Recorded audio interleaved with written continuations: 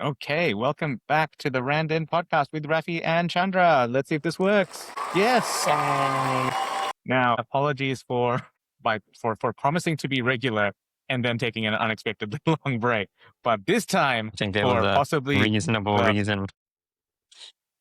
one and only time where it's not Chandra's fault. So that one was mine. Unfortunately, I had a family member pass away. So yeah, things got a little bit dicey, and therefore it was just too hard to get a specified time where we could actually sit down and record the podcast. Which brings us to today's topic. Brushes with mortality always kind of make you a little bit more reflective. And it got me thinking about just lifespan and everything in general. So two things that I wanted to talk about today was actually calculating your expected life expectancy and bucket lists. So I'd done this a little while ago. There's this website called livingto100.com, which is done by an American doctor, which is basically an actuarial table. You put in how old you are, what your height and weight, and do you smoke, all that stuff, and it gives you a life expectancy. And I just mentioned this to Chandra, and he's just finished doing it. Chandra, so what was your life expectancy after? And what's there was like one question that you're like, they should have this question. And it's like, what was it, and what was your life expectancy? Yeah.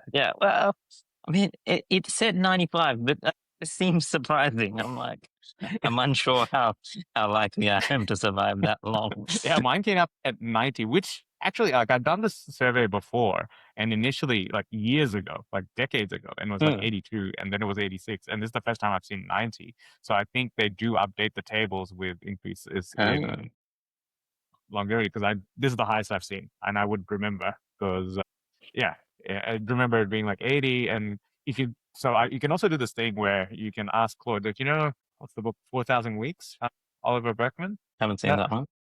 It's basically, it's like, how many weeks do you have to live? And it's like 4,000 Yeah, I weeks is a like that lifetime. table. I had that before. I really like that. Like Yeah. the graphic with the squares for Week, each week. yeah. So that was It a really does Tim kind of make you Urban look like, thing. been through a few weeks. Yeah. So I asked, it's been what, like 2 minutes. AI. Were you driving your Wait, Tesla at the time? oh no, that's not the one I want. Can we get it powered by? There we go. That's no. It's probably we don't have a that work. Yeah, that'll do. That's AI right there. Yeah. Yeah. So I asked Claude some question, and it was like, "Would you like to see your life in weeks?" And it actually made that graphic. I was like, that's pretty cool. Slightly, yeah. That reminds me, I actually made one ages ago in Sketch, but I haven't updated it. Yeah, it's a good reminder. I should do that again. Yeah, let's make a Claude artifact, because Well, I made it in Sketch before. This is before Claude. I don't know where that file's gone now. Yeah, you don't need it. Get Claude to do it. But anyway, if you look at the global averages, so not just you specifically, it turns out that males in, I'm assuming, like OECD countries, the average is 80. So being in my 40s is like, no, we're both in our 40s. We're kind of at the halfway mark, right? So my specific one was 90. So whatever you're doing better than me. You get an extra 5 years.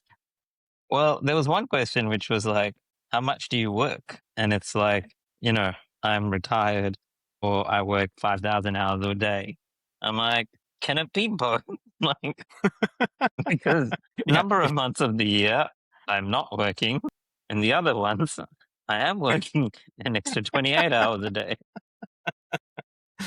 So what you're basically saying is like, can I be like Schrodinger's retiree? I'm both working and not working at the same time. I'm retired, but also working. I am retired and a little energized. Exactly. So anyway, like, for listeners, livingto100.com, it's a US doctor who's made this site. It does ask you to sign up, but so far, and I've done this for like over a decade, they don't actually spam you. So it just seems to, I'm sure they're selling your data somehow. But it so far has been a spam-less way if you are interested to work out your life expectancy with some scientific basis. I mean, these are all just actuarial tables at the end of the day. But the second part of it is that I want to talk about was, given that, we're both in midlife, we're allowed to have our midlife crises now. I thought we'd talk about. I really want to buy a Lambo in 2.4. What Lambo? So I was just like, what sort of bucket list things? And instead of starting off with like, oh, I want to do this, I want to do that, I actually wanted to go over, and we briefly mentioned some of these in the past, like bucket list things that we've actually done. So, and I thought we'd do some of the recent ones. And for me, one of the more recent ones was, well, actually, I've done this twice now. This was like one of those dumb things I wanted to do, which was buying something you wouldn't expect on a credit card.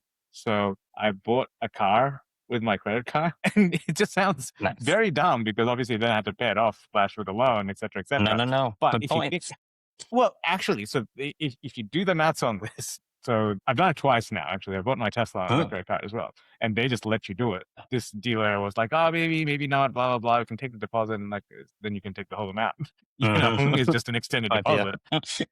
But Make the deposit that much. yeah, like but it turned out the maths of it was because they were going to charge a credit card fee, right?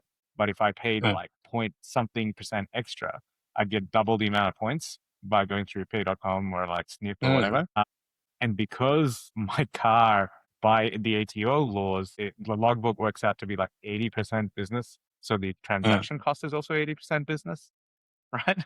And yeah, I ran it by because I thought it was like ridiculously high, but my accountants checked and we looked through the logbook and it's all legit. Yeah, no. Yeah. Before, when I used Well, to I have mean, a also, car, my car was legitimately logbooked at that as well. I think basically country yeah.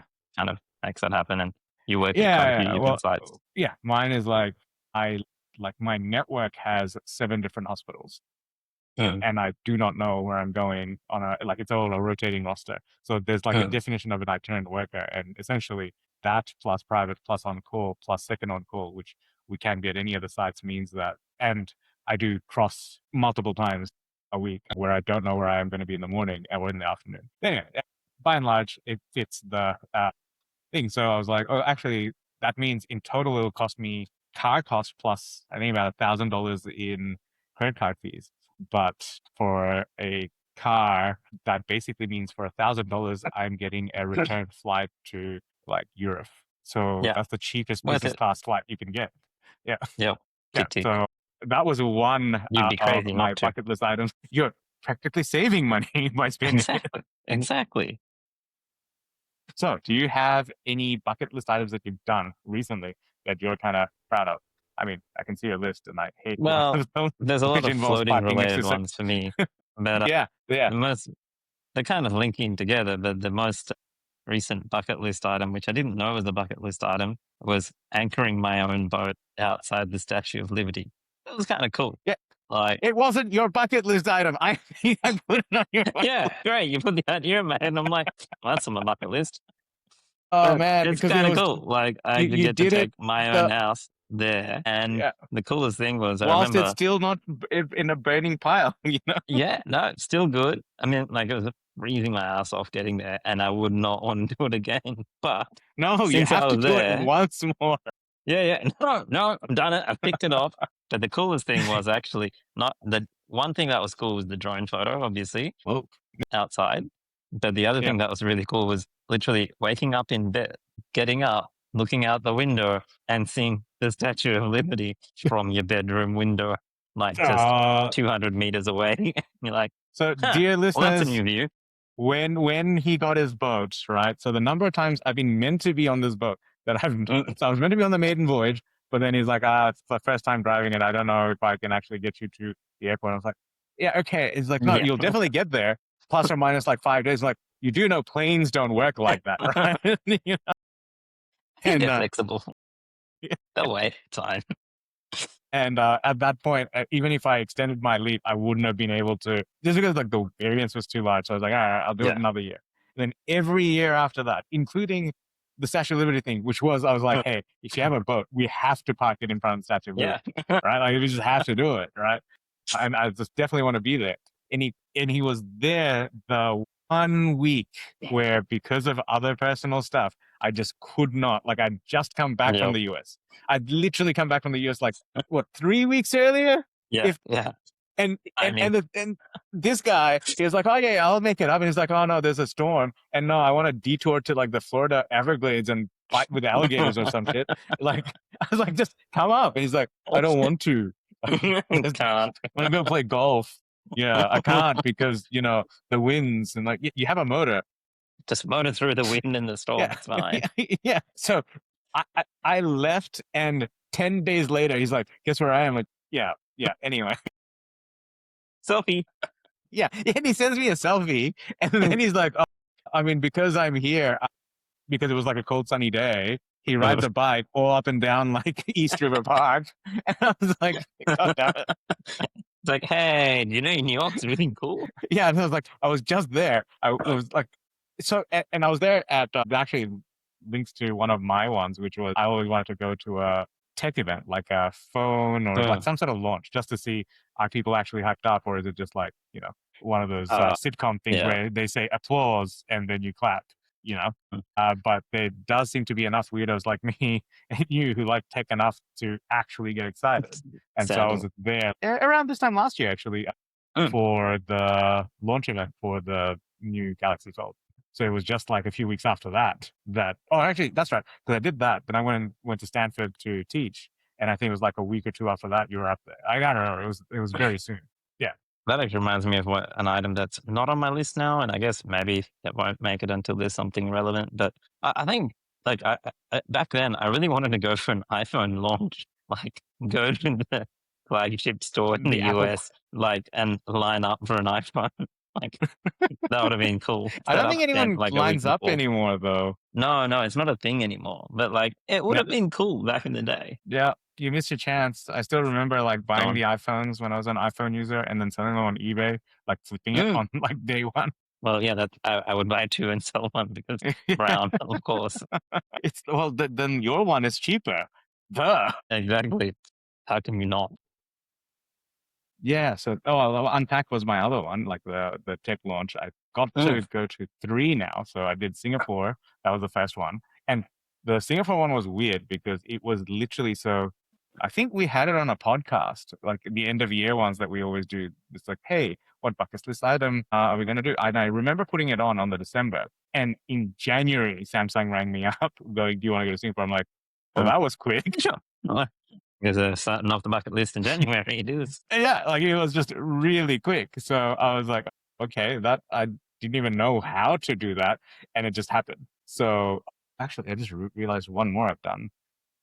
Anyway, like so yeah, what's your next one? Well, for me, I think this is one that we got to do together, and it was really thanks for your logistical organizing. It was an Antarctica trip. That Oh was yeah, pretty yep, yep. epic. That That's was, that's yep, in I'll mine give you as that well. 100% because I did zero organizing except for, sounds good. I mean, and the timing worked perfectly because I think I was in Perth still. I was Perth training, and there was an exam I had in Sydney. And I think the flight was booked for like the afternoon after my exams or something. So I literally Yeah, I remember. got my Yeah. exams, drove to the airport, and we went to Antarctica. And I was like, oh, great, saving money because we're already on this side of the world of Australia. Well, you at least kind of finished your exams. This was 6 weeks before my big exam, and I was like, I was going to reward myself with Antarctica as if I passed. But the thing was, it was one of the weird moments in time where the price hikes hadn't happened, and this was discounted. I'm like And heavily because, discounted. well, we could have I gotten think it it was a pretty cheaper, good but price. Mm. for But I think we got twin we got share, 3 rooms for the price of 2 or something or another, and because we had enough we got space to leave upgraded. all that camera gear, which Yeah, took up yeah, like yeah. an whole bed. Well, we paid for a triple or a quadruple bunk, but we got like a twin Mm. share. So we got like 2 level upgrades. So Yeah, whatever we paid, it would have been at least double. Sorry, closer to triple if we paid full price and we got it on a discount for the other. Yeah. So anyway, it worked out for what we got. It was really good and it was predictable. You can get it cheaper if you like stick around in yeah, UII and you go walking up and down. yes. This is Sit what there we at the dock. discovered when we were there. Mm. If you're walking up and down the dock, they would rather have people on the ship rather than not. So you can get even cheaper, but you're not guaranteed not your own room, definitely. You can't fly there from Australia and wing it and hope for the best. But this worked out Well, you amazingly, can, and but you just need a lot of time. Yeah. But gotta that say, one Antarctica trip, was, that was pretty epic. That was when I bought a full extra set of camera gear secondhand to take uh, because I was like, well, not having one camera die on me, I'm taking 3 with me, thanks. And yeah, it I took worked out three as well. really well. Yeah, I'm like, Yeah. no.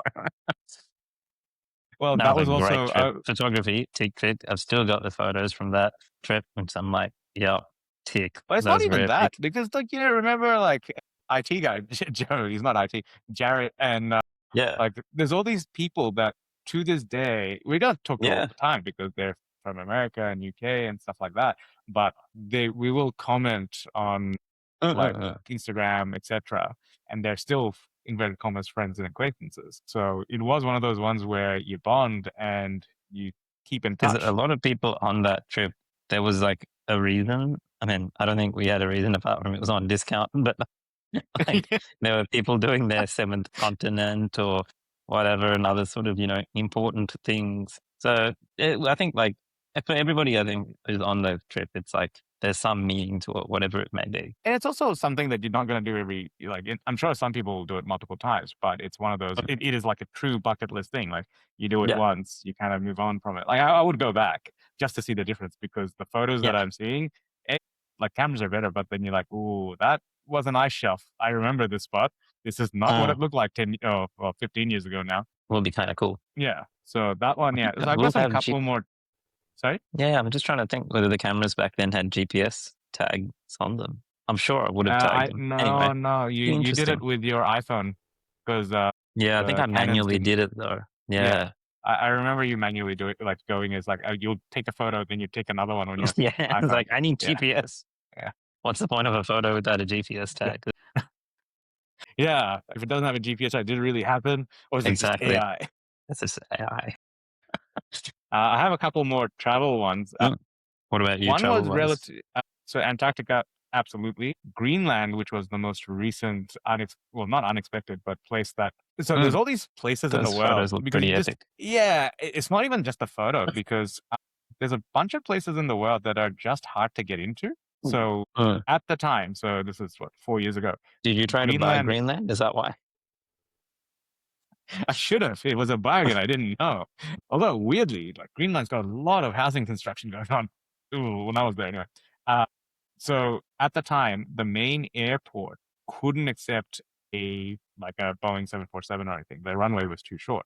So it could only do Uh, the Dash 8s, the propeller-driven planes. There was one airfield that does accept like a 747. There's like the Kangalusak, I think is the name of the place. The entire town exists because there is an airfield in the middle of the mountains that can land a 747, but it's only used by Denmark for certain flights and for like cargo. So it's not really a passenger thing. But they extended Nuuk, which is the capital city airport, recently so that it can actually get transport planes. And now America has direct flights there. But when I went, you had to either go to Denmark or Iceland and then fly in. So uh, I flew on the Dash 8s from Iceland, which was my eighth trip to Iceland. It was weird. I've been to Iceland more times than some other countries. And I'm so glad it was then because A, it wasn't that touristy. It was very hard to get in. So it was just like, it was what Iceland was like the first trip in uh, 2008, 2009, where, you go to these touristy sites and there's no fences. Like you could literally walk onto an active volcano without realizing nice. because there is no, like, It's just and lit. Faroe Islands was like that as well. There is a cliff edge. There is no sign. How do you know you're on the cliff edge? Because you're falling off it. The number of times we almost walked to a cliff edge because we missed the one rock with a blue dot that was meant to tell us to turn the other way. So we had some guy almost vertically up ahead, like on top of us, going, no, no, you're going the wrong way. You got to turn around and scale up this wall. Then you get to where I am. And we're like, oh, thanks, bro. And that was it. Like Okay, he's the only cool. other guy, you know? So it's very, very, it's just like a wild piece of land. There is no markers. That's So cool. I'm sure as tourism and whatnot comes along, it'll change and it'll be safer. But you kind of don't see the totally unspoiled, like, there's no safety. That's the bad part. But it's also like, it's just absolutely pristine wilderness. Mm. So I got to see like There's both something Faroe nice about Islands that and though. Greenland. Yeah. And I think, yeah, those will be things that you can't do because once it becomes popular, once it has like, "Oh, go do this in this bucket list sort of thing, it kind of loses your ability to do that in that unspoiled way. But yeah, I think it's one of those things that you can't repeat in the same way. Like I said, I've been to Iceland 8, 9 times now, and each time it's been more and more developed. Now it looks like a European city. Whereas the first time I Mm. went, where there is an addition hotel right now, which is like super fancy 5, 6 star thing. It used to be the old bus stop and there was potholes everywhere. And I remember going on an Aurora trip, coming out of the bus and like stepping into a puddle. So my shoe was totally wet. And that spot is now a 5 star hotel.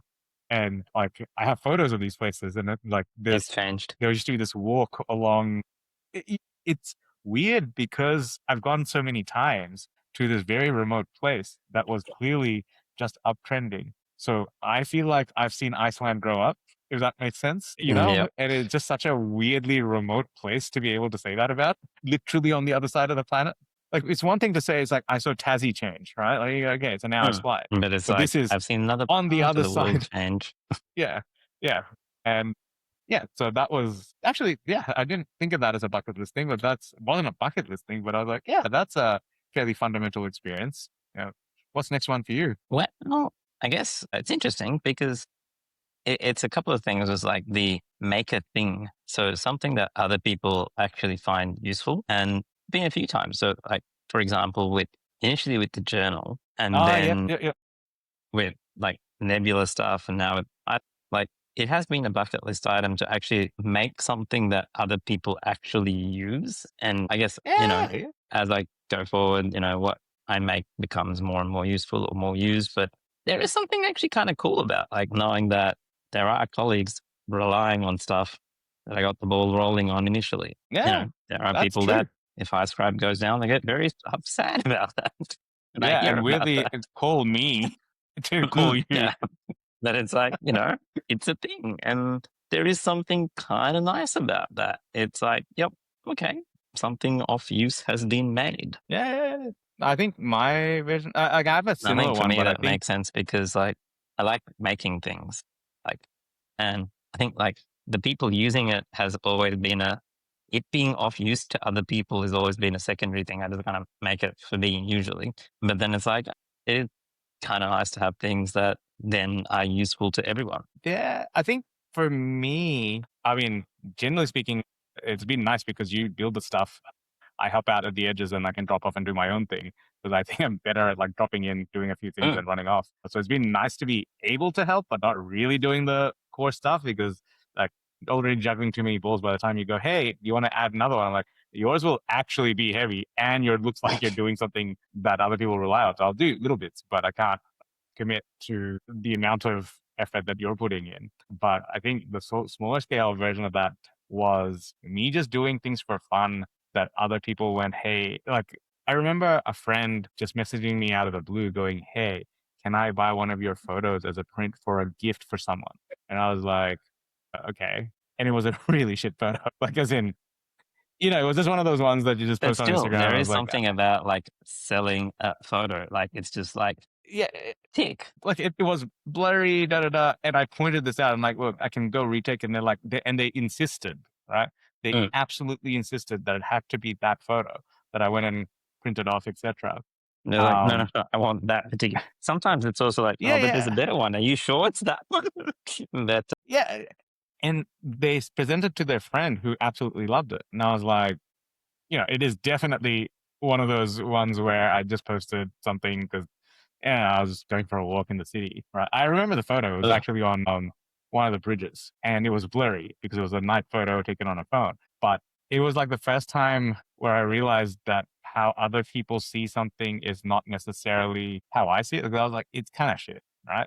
But it clearly meant enough to the friend and the person receiving it to actually get it, I think the and thing that is, was it's kind of like really that thing nice. of art is very much, eye of the Yeah, beholder kind of thing. It's like, you and I will sit there, well, editing a photo for like 4 hours and then like everyone, maybe nobody even likes it. And then you're like, yeah, that was a good photo. yeah, yeah, yeah. But other Well, I people will mean, be like, this one. there's something you took on a phone, iPhone snap. And people will be like, I like that one. Yeah, yeah, yeah. Well, Sure. I mean, this one is one of my like, this is Mm, from Antarctica, the one in the background with the iceberg, and this was like on day one when we were on our first trip on the mm. Zodiacs. So for those just listening, I have a black and white photo of an iceberg with a Zodiac boat passing by as just my backdrop. It's just one I printed off Just slightly from that crooked. trip. But Yeah, I've been trying to fix it. I think I don't know anyway, if it's but yeah, yeah. So that's yeah, making stuff that's always been there. That's more. Are you planning to do more? Is it one that you're? it is one that I Is it existentially already struggle with. done or? Yeah. It's one that I existentially struggle with because, making stuff is fun, but it also slowly kills me. So, that's But a you're whole dying different anyway, problem. so it's okay. Yeah, it's Oh, fine. geez, I got till mortality. 95 apparently, so I'm good. Uh, But all it right. does tie in actually to one of the things I guess that's kind of on a bucket list as well, which it's not like a specific thing, I guess, which makes it hard to say, but like it would be nice to make a dent on the way that medicine is practiced. Like I do, and I'm sure we all see med being practiced in certain ways or the way that medicine is going. And you're like, well, that's a bit silly. We should do it better. all And right. everybody makes a difference in their own way, I think, and contributes Mm, to the way that med's practiced. But I'd also like to be able to say that, the same concept of leave the place a little nicer than how you found it. It would be nice to leave medicine a little bit nicer than how we came into it. okay. So two questions for you.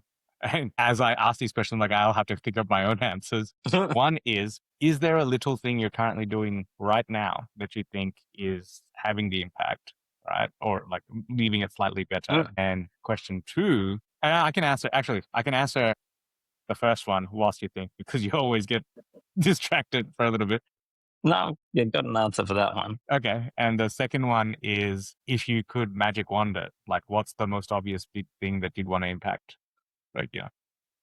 Yeah. So the little thing right now is actually like part of the reason initially when I made iScribe, because when I used to dictate a letter, I usually dictate the letter to the GP in medical sort of language. And I, learned from a few of my other bosses who did this, but not many would copy the patient in on that letter. So yeah, it's in medical speak and they probably can't understand it, but they have something at least. Yeah.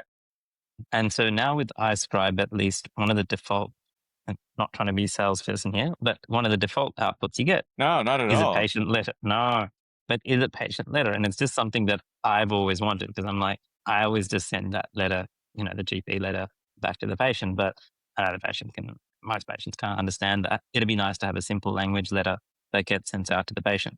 Now, out of the box, iScribe gives you that, whether you ask for it or not. And so It's like, God damn it, I'm making the dent whether you it's like like the it or not. YouTube album. Like whether you like it or not, you're getting the YouTube album. You can delete it if you don't like it. But But it's still in your account. For yeah. those who And might be like too if you don't young, like it, Apple obviously you did can take it this. out of your account and all that sort of stuff. No, But you initially couldn't.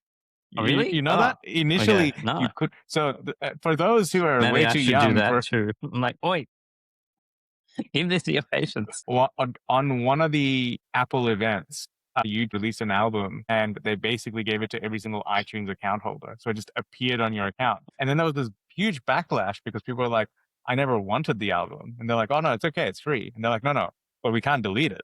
And so they had to make a separate tool for you to delete the album of your own account, which you never So asked for. we haven't gone that far, but it's like the out of the box experience is you get that patient letter. And since then, there has been a few people who have been like, never thought about giving the patient anything at the end of their consult who now do. Don't get me wrong. Plenty of people are like, I don't like it. Get rid of it. But I like to think that that's like a little small thing that is kind of shifting the norm of what we do after a consult and just Yeah. showing And a few people what might be possible. I think when you mentioned it, like when I tried, I was like, oh yeah, like we actually don't do that. And essentially what you're trying to do is what the My Health record system is essentially trying to do, which is give patients some authority over their own medical records. Like this is Mm, what's actually happened or, some yeah. documentation. So yeah, when it came out, I was like, actually, yeah, I remember going, yeah, that's a simple thing that no one's ever done. Mm. That was pretty cool. I remember making that Yeah. in like right at the start. Like when I first Yeah. made it, Yeah. that was like, there's the three things. You get a patient letter, whether you like it or not. It's been there right from the start. Yeah. All right. So that's what you're already doing. It's What my about little thing. your yeah, what's your big thing then? Well, I think the big thing is, I think there's a lot of, if you like, misallocation of the resources, like in terms of the work tasks that, say, a clinician does they're doing a lot of stuff that isn't the best use of their time. Oh, And that could be 100%. done like either automated away, delegated with some overview, etc. And so I think it would be nice to create a model where, for example, those resources are used as best as possible. Because in healthcare systems like in Australia, yeah, there's plenty of fat in the system, but even then, if you look at like public hospital waiting times, clinic times, etc., you do wonder could things be done a little bit more efficiently potentially? Well, I mean, it's also just like it's getting worse, right? Like Oh, it's not like the system is at some sort of weird equilibrium. It's like part of it is community expectations, part of it every is like department in the misallocation. hospital is like, yeah, we're like getting stretched more and more and more and more. And then Yeah, sometimes when you look at what people are doing, you're like, well, that's taking up a lot of time that you could be doing, more yeah. useful, complex stuff that, requires your personal attention. And so I'd like to, yeah, see if that can be shifted around a bit. Yeah, I think ours has got similar threads in different ways. Like, so mine little thing, I have two little things. One is it kind of actually ties into what we were just saying, which is like wait list and everything else. Like as anesthetics, like I don't book cases. You guys are booking cases. We just kind of like the pit crew, if you like. Like we obviously do what we Mm, have to do, but we're not. Ours is like life support during the case or intervening in emergency, etc. But pit crews also can determine the speed of the race. Like if you F up too long, absolutely. it's like turnover, all that stuff matters, right? And that's our domain and what we can control. And everyone talks about systems slowing down. Or it's like, oh, if we only had more resources, that's fine. But you also, it's not like there isn't another hospital that's probably done more with exactly the same resources. Like that is probably also unlikely that you'll find no other hospital that you are the most efficient for the given inputs, right? So Yep. the little thing I remember, I have this fairly regularly, but about 3 or 4 times a year, you get a trainee that gets it for whatever their level is. They could be a very junior trainee, it could be a fellow about to finish and become a specialist, but they kind of get it, right? Like you can kind of tell where they're trying to optimize because not everyone wants to optimize. They just want to do whatever. And Huh. so I kind of say this little story of you are a cog in the system and you can complain about the system all you want, but you are still a cog in the system, aka you have some input on it. Now imagine your aim every day is to whatever you're like, usually we do like say 5 scopes in the morning in public, right? Like try and do the 6, try and do one add-on, right? But not only do you want to do the add-on, you want to do it in a way that you still finish early, right? Because if you've done Yeah. extra work, usually you'll get extra work. But if you do the extra work to such an extent, sometimes people just feel bad. You've just done so much extra work and they just let you go. So, but let's just say, and you're like, that's one case. Like, okay, if you work 4 or 5 days a week, that's 4 or 5 extra cases, which is one extra list, right? That's a meaningful difference to any healthcare system if you could add Absolutely. one extra list, right? And that's one Yeah. person, one like right. So if I can inspire like even if it's 3 trainees per year, and they actually do that thing, that's the positive. Like not only are you leaving the world a little bit better, it's starting a positive cycle because the default is that there's friction and things slow down. This is like chaining the other way. And similar to you in terms of misallocation of resources, you're more into the automation stuff. I just think that if you think about healthcare as a concept, hospitals seem to get all the things like, hospitals are bed block, hospitals are this. And I'm like, by and large, hospitals had to happen because at a time there was no real way to monitor people. But now, like your Apple Watch and this stuff, yeah, it's not clinical grade, but there is clinical grade versions of this, right? So why are Huh. we, if you need to check someone's blood pressure and SATs I don't know, 4 times a day, and they're kind of stable. And you'd be like, oh, if they were in at home, we just wouldn't know. But if we could get to them in half an hour, like, why don't we actually encourage hospital in the home with remote telemetry? Like, that's the thing that I would want to do is actually extend hospital in the home as a GP based service because GPs are also struggling. They want more patients that, like, the old school model of we look after our community, all that stuff. Like, imagine this would be my magic one thing is like, take a room in a GP clinic, have like a telemetry screen, staff 2 nurses with bikes, with backpacks. Because I've done retrieval, you can do a lot with a backpack, right? Yeah. And Yeah. if I've it's been just thinking about that for antibiotics or like, whatever, yeah. yeah. And you just stick it to a geofence 2 kilometer radius of the GP clinic, which is a 10-minute response time. Bike because it doesn't matter if there's a traffic incident. You can, and you're a nurse with I don't know, you've got a flashing headlight, flashing helmet. So you're allowed to ride on the footpath. So you can safely traverse to their place in about 10 minutes. And obviously it's not for everyone. And it's for, people who can be at home and they don't have dangerous pets, etc. All those caveats aside, I think you would be able to get a decent amount of people out of hospitals where the main reason for hospitals is you want multidisciplinary. And how many Huh. single organ problems are in hospitals right now? Like all the wards are like, orthopedic, that's a single organ problem. Or respiratory, where it's like, oh, okay, you just need to check the vitals and give some antibiotics. Like that, the default should be stay at home if you're not likely to med call into ICU. Ophthalmology approves. Cataract at home surgery. What is this inpatient you speak of? Crazy talk. Ayo. Wait. Okay, that got way too serious. Do you have Anyway, any moving on. other, So other yeah, to do things that you want to do that are more on the fun? That was like way too serious for randInt. yeah. So I've got a good, much more fun one. I just want to do one Yep. of these cannonball runs. Like I remember, like back in the day, like doing med school and stuff. Like you watch all these like videos of cool cars and stuff like that. But basically, it's a bunch of idiots who basically they fly in their car, some sick car, to a country, like say start in the UK, and then they just like race across the continent to the other side and stay in nice places along the way, have helicopters to look for traffic, closing down the roads, and off they go. It looks like a lot of fun. People do it in like all sorts of things. They go in like the classic cars, they go in supercars. There's like people doing it in an ice cream truck. Doesn't matter what. It's just a fun looking event. I would love to do one of those cannonball runs. Like start on one, and some of those go like multi-continent, where they'll start in Europe, drive across Europe, fly the cars over to like the next continent, do another drive, fly it across to the US, do another drive. And it's just like this organized, absolutely stupidly unnecessary event. Okay. That would be a bucket I list mean, item. I would love to I do think that you in an should ice cream organize it truck. and I'll come along. Yeah, I think you organize ice that cream one. truck for the win. Well, I mean, there's some hot places you mentioned, and like, yep, I would, I'd do ice cream truck.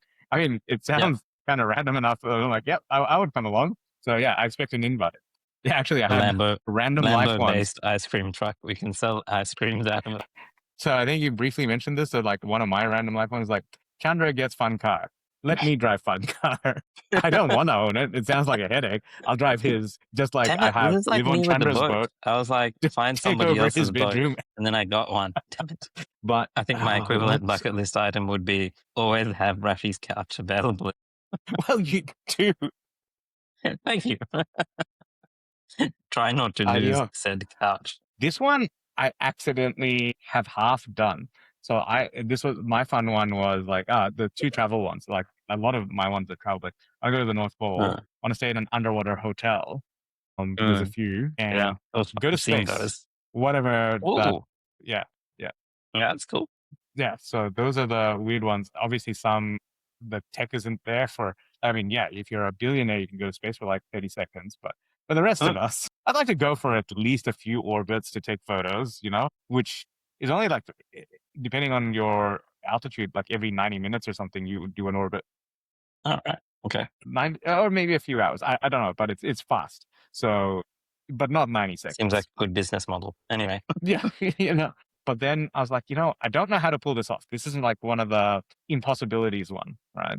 Which would be doing something meaningful or figuring out a way to hang out with an all-time hero. So let's say like Mm, Tim Ferriss or like that would Naval be Ravikant, cool. who's like, right?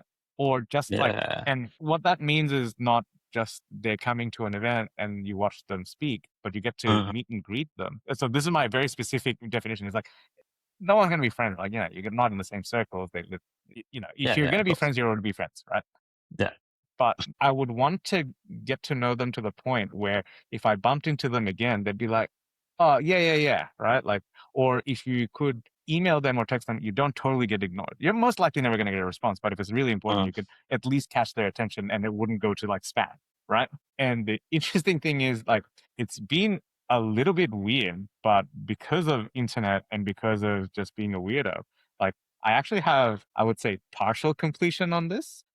mm. So one of the Melbourne comedians, Nazim, he's the Oh, only yeah. famous person I have his phone Okay. number because of this charity thing that he was doing that I donated to, and then I couldn't get in because I was at work. And he's like, "Oh, just text me, bro." And I'm like, what on Instagram? He's like, "Here's my number." And I was like, "Oh, Yeah. okay, that's trusting," Okay. But over the years, because there are all these people we follow, like Tim Ferriss, Derek Sivers is one. I have actually messaged a few or either emailed them just to say, hey, this thing was really Nice. All Good. right. Kind of cool. So Derek Sivers has personally responded. Noah Kagan, who's like this marketing guy, he's emailed me. There's a guy called Ramit Sethi, who's like a financial dude. He's got like a YouTube show and stuff. So we've chatted a few times. So when I was doing my sabbatical, he used to rave about Mexican places in California. So I was like, hey, you used to mention this. Like, do you have a list? So he sent me a list of taco places to try. And I was like, that's pretty cool. Like, he's like, we've never met, but yeah. So Instagram and things. So I was like, I feel like I've partially done it. They wouldn't have a clue where the Sounds hell I like I'll was. let you drive my car. I'll just tag along with you to Yeah. So coffee I with was like, someone. yeah, yeah. So that's, but if it was like, say, Tim Ferriss or someone really impactful, That would be pretty cool. yeah. So, hey, you should build something. And then, hey, you should get him to invest in ice. Tick. Yeah. All But right. Do you have any more fun yes. ones?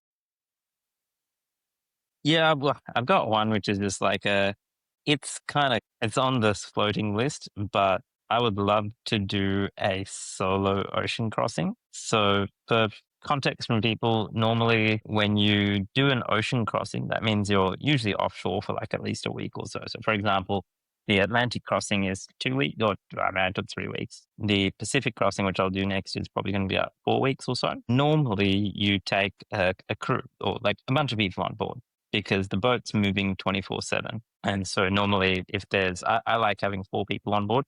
People do it with 2 people, people do it with one person, but essentially somebody's on watch at all times, keeping an eye out. And this is What are they more of a watching out problem when for? yeah, so when you're closer to shore, there's other boats around and there's Yeah. also like fishing boats. So you do have other systems on your boat, like radar, but that doesn't work well when the weather's a bit rough.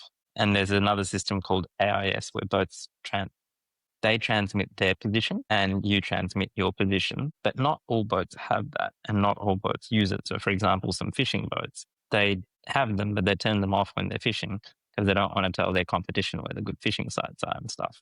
Right. Okay. Yeah, so there's all these things. And yes, you can set alerts, blah, blah, blah, blah, blah. But at the end of the day, it is a thing. And also having more people on board is good because if you get sick or something like that, there's somebody to help. And also, it's generally speaking, like sailing's okay when things are going well. It's like anesthetics. It's fine when things are good, but when things don't go good, they go bad very quickly, and a lot of things break suddenly. So if you're by yourself, like I've set my boat up so I can sail it by myself completely.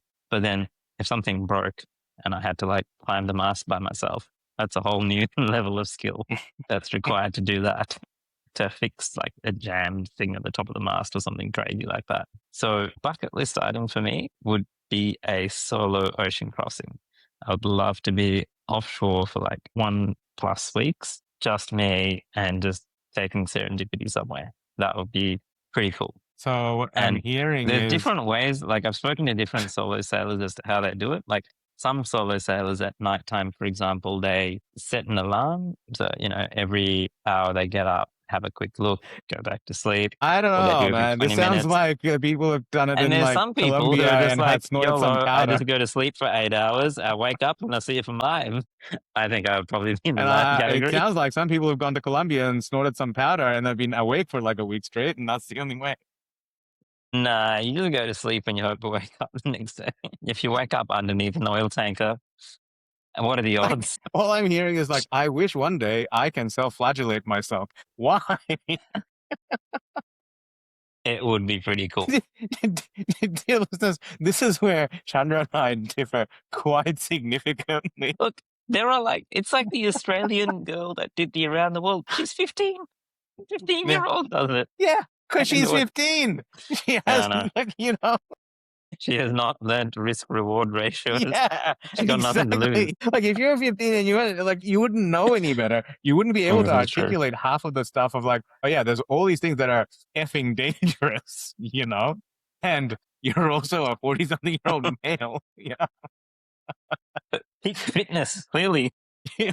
But okay, my fun one is very different, which was, so this is to actually, there's two, but my fun one is actually like what I always wanted to do in terms of work is work somewhere, but then have like a casual job or something in a next door state, if that makes sense. Like, so I'd work in Melbourne, and my ideal is that I would do something in Hobart. like in Tassie, nice. like once a month or Just something, fly right? down. Yeah. And right now, the ideal Magic One version is like I do a quick high turnover list on a Saturday morning, right? Because I have every Friday afternoon off. So I could fly there, do the thing in the morning, and have the rest of the weekend to explore Hobart. And maybe not every month, maybe every second month would be the ideal because it's almost like a forced holiday because you'll get your work Mm, done pretty quickly and then you have the rest of the time and you're forced to be somewhere else to do your work, so it's like you are forced to take a break because it's a break in the routine, right? Yes, it becomes routine, but it's different enough to the everyday and it's close by, so it's not too disruptive, so you can actually picture it. It's like saying, hey, I know it wouldn't work if I went, yes, every second month I will be on Chandra's boat doing cataracts in his dock, like wherever he's docked, let's do right? it. Like that wouldn't work. Yeah. No, I've looked into it. It's a backpack and a table that I take to shore. But anyway, with all the supplies on the boat that I'd bring on. Anyway, separate point. Yes, because medical cargo is so easy to transport around every. Uh, There's a lot of companies that will give you free stuff. Anyway, whole other yeah, point. We'll get to after that in a future episode. yeah. But yeah, so that I think is doable. I think maybe just because it just includes a lot of travel and just changing that status quo. Like, it's like a brief holiday. And I think that would almost feel like it would almost make work feel like retirement because it would just be this fun thing that you get to do every single time instead of it just being the routine. It just would be a scheduled pattern interrupt. Yeah, cool.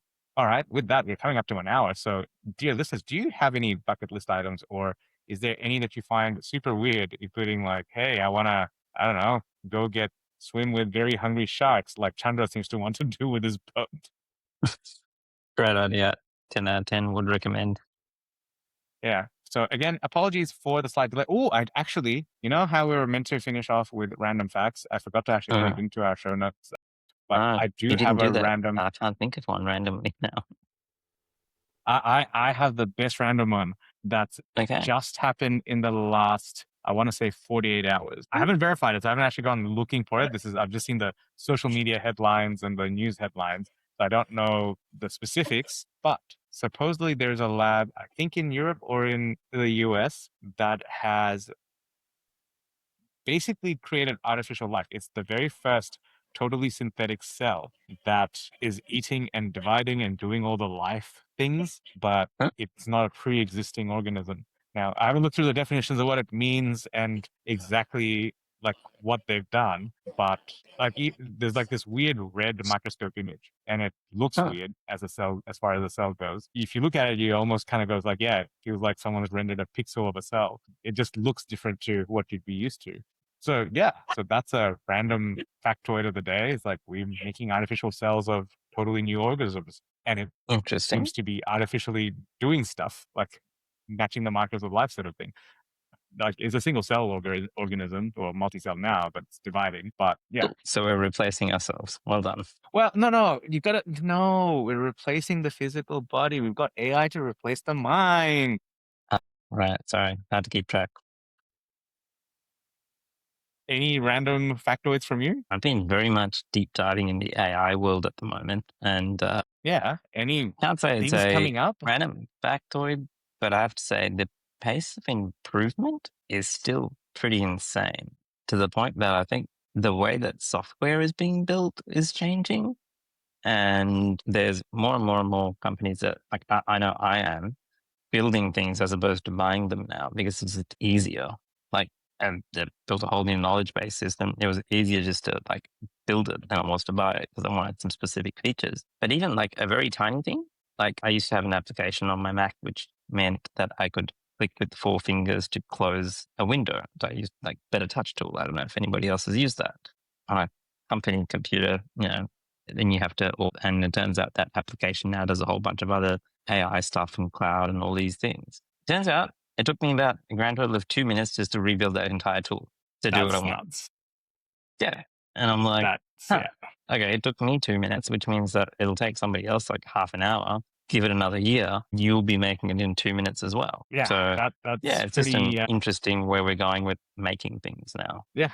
Well, with that, that's it for this episode of the randInt podcast. If you have any comments or whatnot, we would love to hear from you. So podcast at photosbyraffi.com. I think that's still working. I don't know if you set up a I think it is. randint email address. It Otherwise, might have been. I feel please like there was a do. podcast at randInt. Anyway, go with the photos by Raffy. I know that one's definitely active. I don't know about the other one, if it Yes. diverts or not. Otherwise, find us on social media and drop us a message either on randint podcast or at Chandrashan or at photos by Raffy. And we will catch you on the next one. Bye bye. See you then. Bye.